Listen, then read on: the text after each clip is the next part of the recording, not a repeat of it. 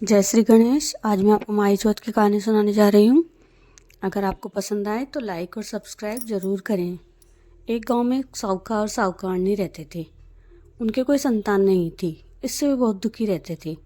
एक बार पड़ोस की औरतें माही चौथ के व्रत की कहानी सुन रही थी, तो साहूकारनी ने उनसे पूछा कि आप किसका व्रत कर रही हो और किसकी कहानी सुन रही हो। तो औरतों ने कहा कि हम तो माही चौथ की कहानी सुन रहे हैं। तब साहूकारनी ने पूछा कि इसके करने से क्या होता है। तो औरतें बोली कि इसके करने से अंधन सुहाग मिलता है और जिसके संतान नहीं होती वह भी हो जाती है। तो साहूकारनी ने कहा कि आज से मैं भी माही चौथ का व्रत करूंगी और यदि मैं गर्भ से रह जाऊं तो चौथ माता के सवा सेर का त्रिकुटा चढ़ाऊंगी। कुछ समय बाद वह गर्भ से रह गई और उसने त्रिकुटा नहीं चढ़ाया।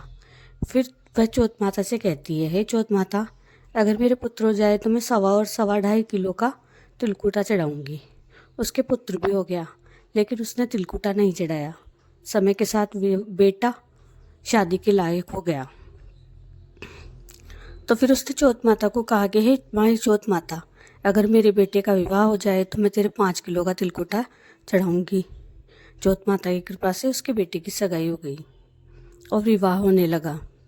साहूकार अपने बेटे की बारात लेकर पहुंचा और फेरे होने लगे तो चौथ माता क्रोधित हो गई और माही चौथ माता ने सोचा कि अगर मैं इसको चटका नहीं बताऊंगी तो कलयुग में मुझे कौन मानेगा। तो चौथ माता गाजती गुर्राती आई और साहूकार के बेटे को उठाकर गांव के बाहर पीपल के पेड़ में बिठा दिया।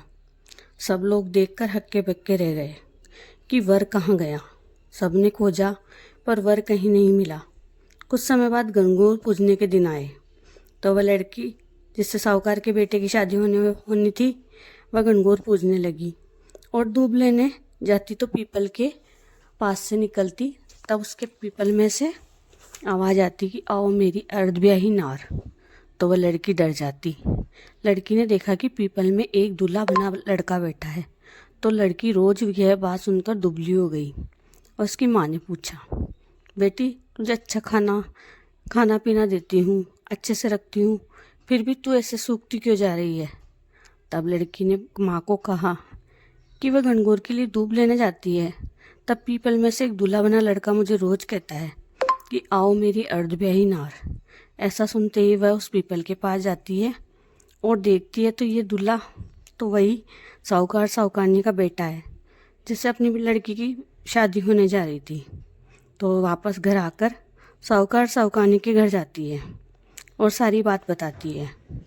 तो वे लोग वहाँ जाते हैं और पूछते हैं, बेटा तू यहाँ क्यों बैठा है। तो वह कहता है, माँ मैं तो माही चौथ माता की गिरवी पड़ा हूँ, उन्होंने ही मुझे यहाँ लाकर बिठाया है और कहा है कि तेरी माँ ने मेरे कई तिलकुटे बोले हैं पर चढ़ाए नहीं।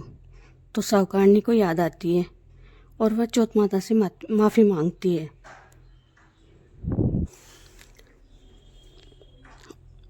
और कहती है कि माँ मेरे बेटे को वापस लौटा दो। मैं आपके स्वामन का तिलकुटा करूँगी। जिससे चौथ माता प्रसन्न होकर उसके बेटे को वापस फेरों के मंडप में छोड़ देती है और उसका विवाह हो जाता है।